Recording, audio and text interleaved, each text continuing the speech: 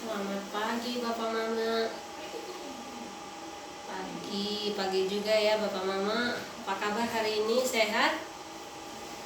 Iya sehat. Ibu senang dengarnya kalau Bapak Mama sehat.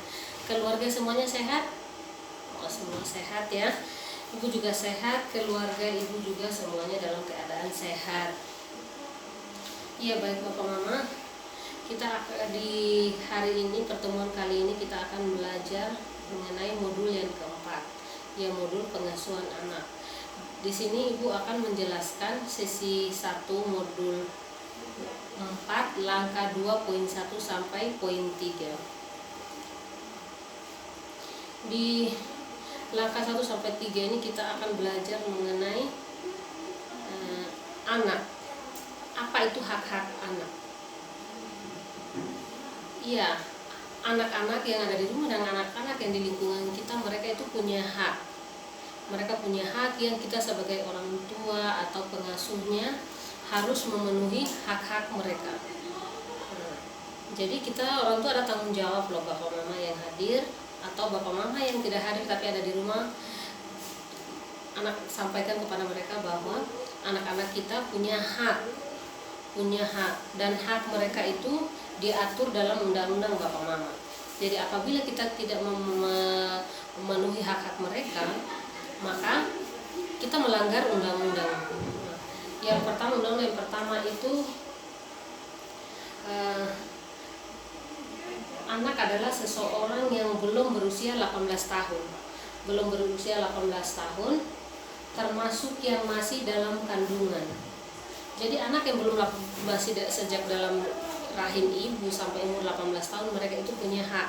Kita sebagai orang tua wajib memenuhi hak anak-anak kita.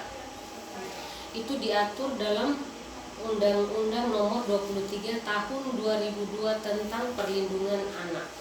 Nah, jadi Bapak Mama ingat, anak-anak kita juga diatur dalam undang-undang. Undang-undang tahun berapa? Undang-Undang tahun Nomor 23 Tahun 2002 tentang Perlindungan Anak. Nah, apa itu hak-hak anak? Hak-hak anak adalah kebutuhan yang kita harus penuhi. Kebutuhan yang harus dipenuhi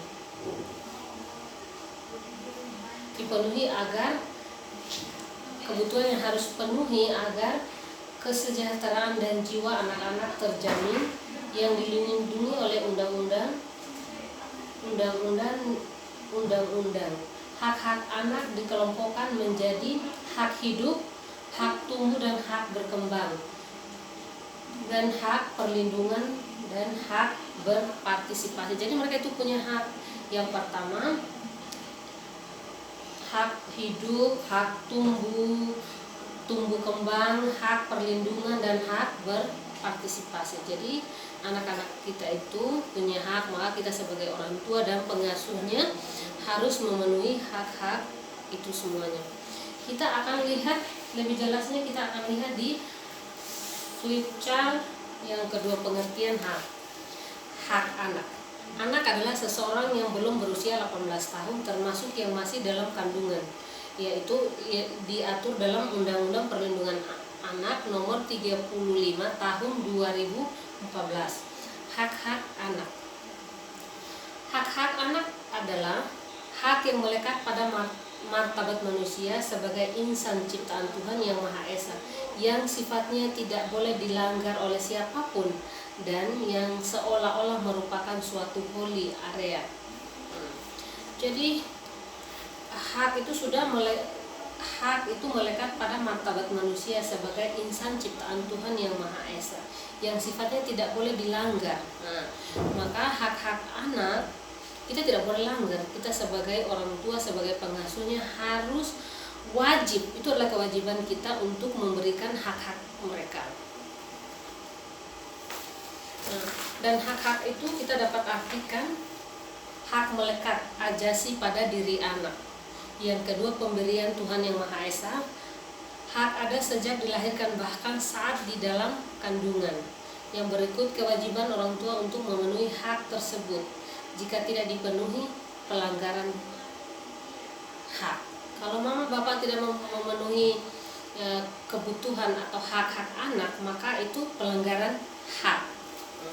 Jika orang tua tidak memenuhi maka melanggar undang-undang perlindungan anak. Berarti kita sudah kena melanggar undang-undang perlindungan anak. Terus yang terakhir, orang tua tidak mampu.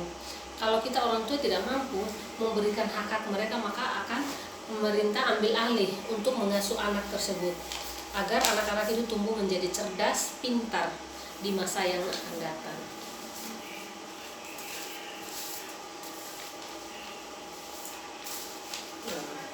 Jadi bapak mama juga harus memperhatikan semua hak-hak anak. Sebagai orang tua kita harus memenuhi hak-hak anak kita.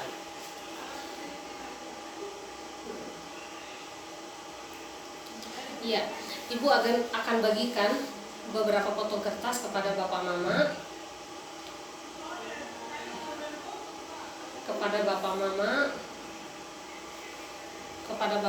untuk menuliskan hak-hak anak itu di dalam potong kertas yang ibu bagikan. Setelah itu, kalau sudah ditulis, mama bapak kumpulkan ya. Jadi sebelum mama bapak tulis, ibu mau ingatkan kembali bahwa pengelompokan hak-hak anak itu, yang pertama hak hidup, hak tumbuh kembang, hak untuk dilindungi, hak untuk berpartisipasi. Ya, jadi hanya itu saja yang ibu sampaikan.